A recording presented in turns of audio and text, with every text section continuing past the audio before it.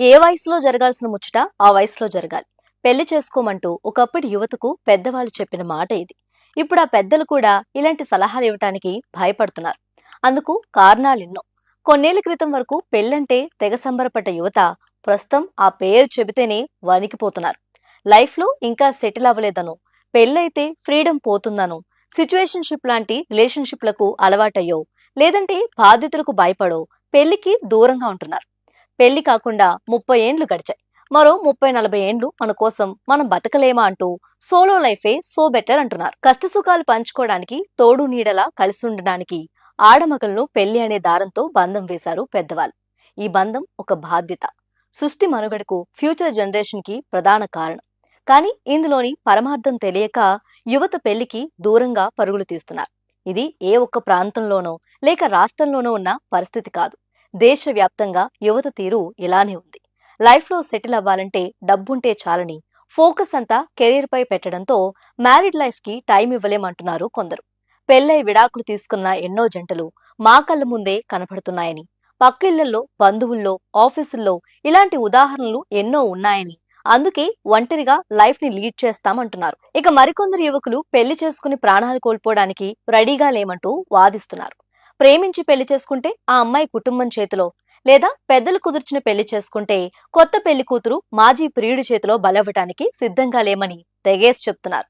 ఇటీవల హనీమూన్ పేరుతో భర్త రాజా రఘువంశీని మేఘాలయ తీసుకెళ్లి కిరాయి హంతకులతో హత్య చేయించింది భార్య సోనం రఘువంశీ. యూపీలోని మిరట్ కి చెందిన ముస్కాన్ రస్తోగి అనే మరో ఇల్లాలు కూడా ప్రియుడు సాహిల్ శుక్లాతో కలిసి భర్త సౌరభ్ రాజ్పూత్ ని హత్య చేసింది. శరీర భాగాలను ముక్కలుగా చేసి ప్లాస్టిక్ డ్రమ్ లో వేసి సిమెంట్ లో కప్పేసింది. ఇలాంటి సంఘటనలు విని యువత గజగజలాడిపోతున్నారు. పోనీ కాస్త ధైర్యం చేసి ఆ 7 అడుగులు వేసిన వాళ్ళలో ఇంకొందరు అదే ధైర్యాన్ని లైఫ్ లాంగ్ మెయింటైన్ చేయలేకపోతున్నారు. భార్య పోరు తట్టుకోలేక మధ్యలోనే ప్రాణాలు విడుస్తున్నారు. కొన్నాళ్ల క్రితం బెంగళూరులో సాఫ్ట్వేర్ జాబ్ చేసే అతుల్ సుభాష్ భార్య నిఖితా సింఘానియా టార్చర్ తట్టుకోలేక సూసైడ్ చేసుకున్నాడు. ఢిల్లీకి చెందిన వుడ్ బాక్స్ కేఫ్ యజమాని పునీత్ ఖురానా కూడా భార్య పెట్టిన డిమాండ్లు తట్టుకోలేక ఆత్మహత్యకు పాల్పడ్డాడు. ఈ ఇద్దరు కూడా చనిపోయే ముందు ఓ వీడియో రికార్డ్ చేసి చట్టాలను తమ భార్యలు ఎలా వాడుకుంటున్నారో, తమను ఎలా ఆడుకుంటున్నారో చెబుతూ కన్నీళ్లు పెట్టుకున్నారు. ఈ ఘటనతో డొమెస్టిక్ వైలెన్స్ వంటి చట్టాలను మహిళలు ఎలా దుర్వినియోగం చేస్తున్నారో సగం మందికి అర్థమై వద్దు బాబోయ్ మాకు పెళ్లి అంటున్నారు. ఎక్కడో ఎందుకు, తెలంగాణలోని సూర్యాపేటలో ఇటీవల జరిగిన పరువు హత్య వెనుక అసలు కారణం ప్రేమ వివాహమే. కులాంతర వివాహం చేసుకుందని యువతి కుటుంబం ఓ దళిత యువకున్ని ఘోరంగా హతమార్చింది. ఆ తర్వాత సంగారెడ్డి జిల్లాలో కూడా ఇలాంటి హత్య జరిగింది. ఇక ఏదో ఒక పెళ్లి చేసుకుని కొన్నాళ్లకు పిల్లలు పుడితే అంతా సర్దుకుంటుంది అనుకుంటే అదీ పొరపాటే.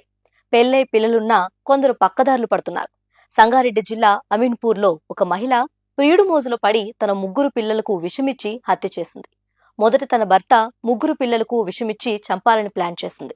చివరి నిమిషంలో భర్త బయటకు వెళ్లడంతో 3 పిల్లలు చనిపోయారు. దేశవ్యాప్తంగా జరుగుతున్న ఇలాంటి సంఘటనలతో యువకులు పెళ్లి చేసుకోవాలంటేనే భయపడే పరిస్థితికి తీసుకొచ్చింది. బతుకుంటే ఎలాగోలాగా బతికేయచ్చు, పెళ్లి చేసుకుని భార్య ఆమె ప్రియుడి చేతిలో చావాలా అనే ప్రశ్నలు యువకుల మదిలో వస్తున్నాయి. ఇప్పుడున్న జనరేషన్ లో పెళ్లిళ్లు చేసుకోవడం కంటే సోలో బ్రతికే సో బెటర్ అనే వారి సంఖ్య పెరుగుతుంది. గతంలో అమ్మాయిలు తల్లిదండ్రులు తమ కూతురికి ఎలాంటి అలవాట్లు లేని మంచి భర్త రావాలని కోరుకునే పరిస్థితి నుంచి ఇప్పుడు అబ్బాయిలు తల్లిదండ్రులు తమ కొడుకుకు మంచి భార్య రావాలని కోరుకునే పరిస్థితికి వచ్చింది.